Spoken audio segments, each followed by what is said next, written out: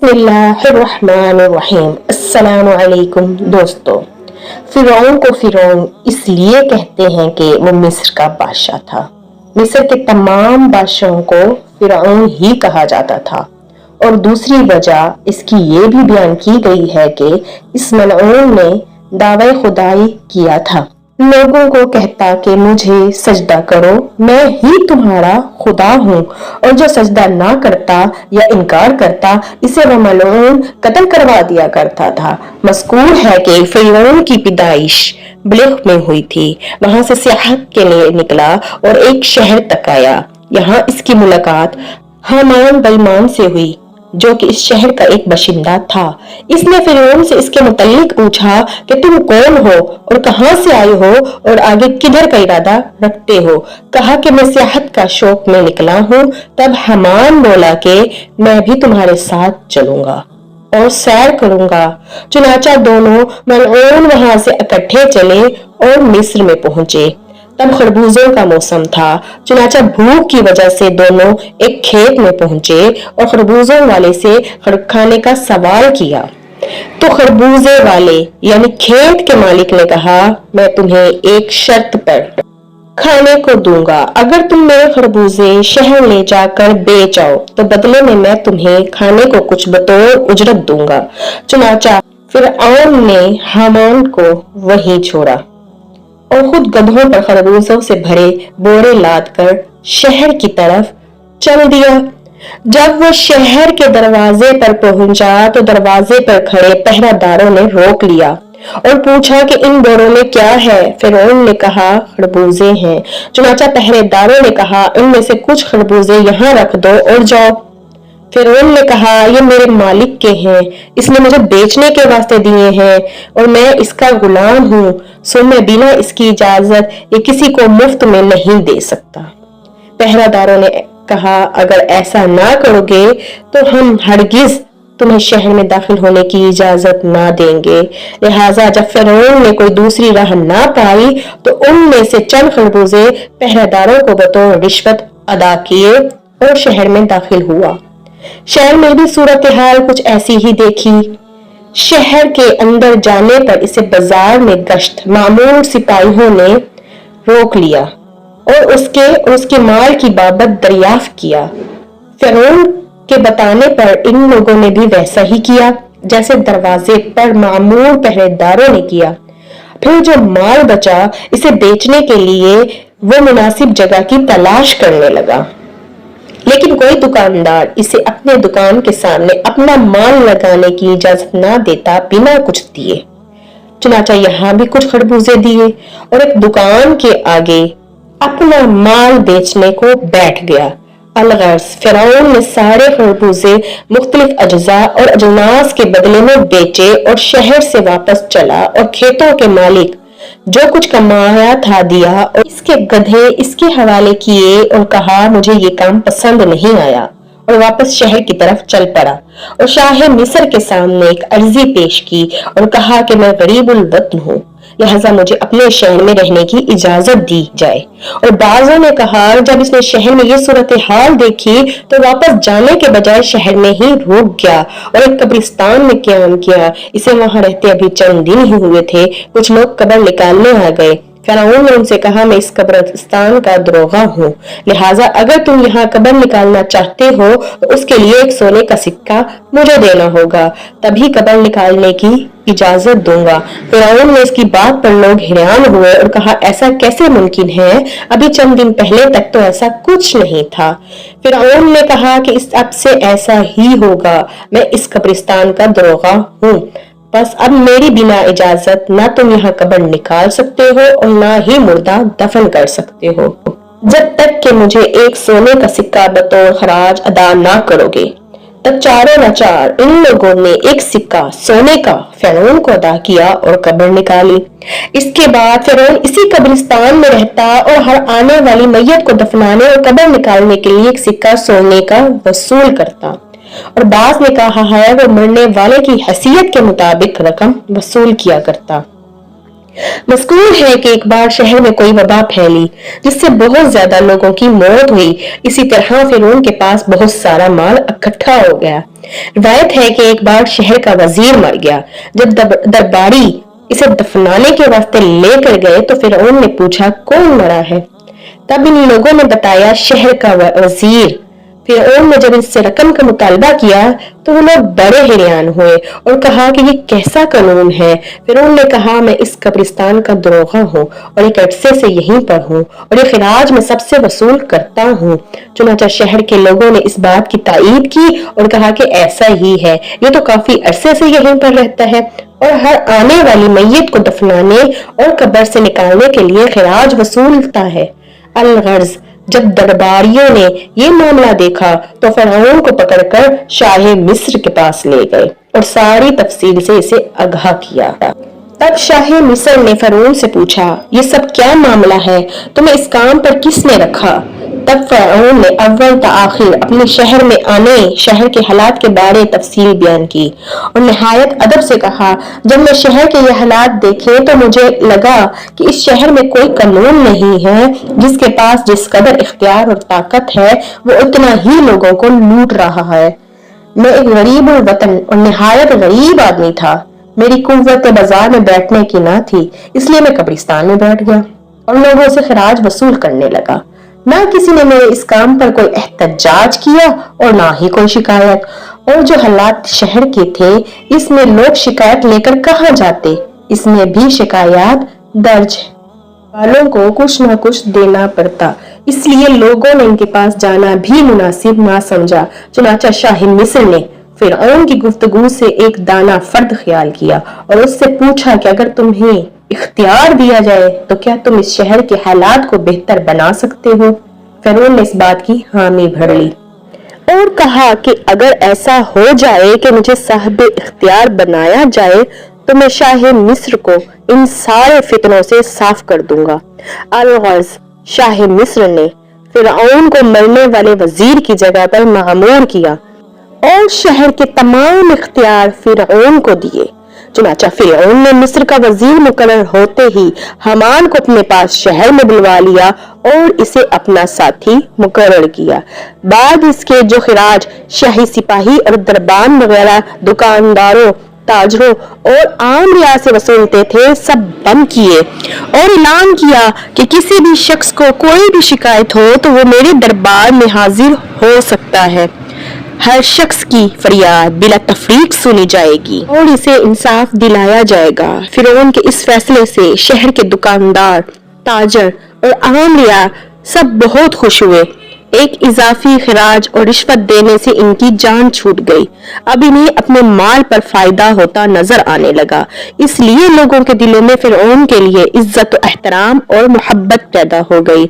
تب فرعون نے حامان سے کہا کہ میں چاہتا ہوں اہل مصر مجھ سے اور بھی زیادہ محبت کریں اور میری عزت لوگوں کی نظروں میں اور بھی زیادہ بڑھے اور شہر کے لوگ مجھے نعوذ باللہ درجہ میں خدا کے برابر سمجھیں، استغفر اللہ، اور میں دعوی خدائی کا کروں اور سب لوگ مجھے پوچھیں۔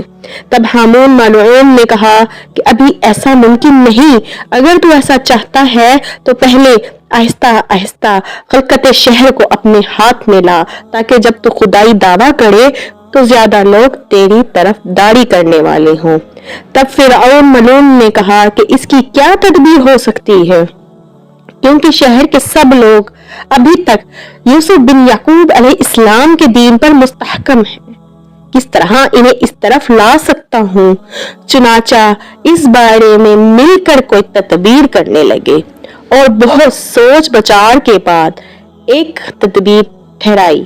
فرعون شاہ مصر کے پاس گیا اور کہا کہ میں چاہتا ہوں کہ رعایا پر 1 سال کا ٹیکس جو ان سے ان کے مال پر وصول کیا جاتا ہے معاف کر دیا جائے، اور وہ سارا جتنا 1 سال کا بنے گا وہ میں اپنی طرف سے شاہی خزانے میں جمع کروانے کو تیار ہوں۔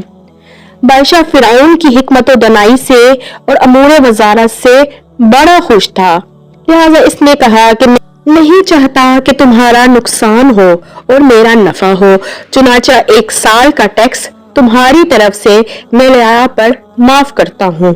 फिरौन ने कहा कि मैं नहीं चाहता शाही खजाने में कोई कमी हो, लिहाजा 1 साल का टैक्स रियाया की तरफ से मैं शाही खजाने में जमा करवा दूंगा। बादशाह कम अकल और नाफहम था। फिरौन की खातिर 1 साल का खजाना रअयतों से ना लिया और कहा कि जो तुम्हारा दिल चाहे वैसा करो। तब फिरौन ने दीवान और खजांचियों को बुलाकर पूछा कि मिस्र का खजाना 1 साल में रअयतों से कितना वसूल होता है। उन्होंने बताया कि इतना होता है। बस फिरौन ने इतना रुपया हामान के साथ शाही खजाने में अपनी तरफ से जमा करवा दिया। बाद इसके सारे शहर ने ऐलान करा दिया कि इस साल का टैक्स रअयतों पर हमारी तरफ से माफ किया गया और हमने अपनी तरफ से इतना खजाना बादशाह की सरकार ने शाही खजाने में जमा करवा दिया है और अलावा इसके 2 बरस मजीद का खजाना टैक्स माफ करने की अपील भी सरकार आली में पेश की, सो वो भी कबूल हुई। चुनाचा अब 3 बरस तक किसी भी तरह का कोई टैक्स वसूल ना किया जाएगा। जब ये ऐलान सुना तो तमाम रुख मिस्र की रियाया बहुत खुश हुई और सभी गरीब गुरबा ने फिरौन की तरक्की और खुशहाली के वास्ते दुआ मांगी और खुदा का शुक्र बजा लाए और इस तरह रियाया में फिरौन की नेकी और फराख दिली के चर्चे होने लगे। रियाया की नजर में इसकी इज्जत और कदर और मंजिलत बढ़ी। बस 3 बरस का टैक्स माफ होने की वजह से मिस्र की रियाया को फरागत हुई। कुछ अरसा बाद शाह मिस्र मर गया और उसका कोई वली वारिस ना था जो तख्त पर बैठता और अमूर सल्तनत को संभालता। चुनाचा तमाम राया ने फिरौन के एहसानात को देख के इस बात पर इत्तफाक किया कि फिरौन ही हमारे लिए बेहतर बादशाह है और इस मरदूद को तख्त पर जा बिठाया। जब ये मानून मिस्र का बादशाह हुआ तो उसने हामून मलऊन को अपना वजीर मुंतखब किया। चुनाचा इसकी तदबीर और मशवरे से फिरौन तख्त शाही तक पहुंचा। तब कहने लगा, अब मुल्क मिस्र मुस्लिम हमारे हाथ आया और हम यहाँ के बादशाह हुए। और हामून से कहा कि बस अब कोई ऐसी तदबीर करो कि खलाइक मुझको खुदा कहे और माबूद जाने और मेरी परस्तिश करे और मुझे सजदा करे।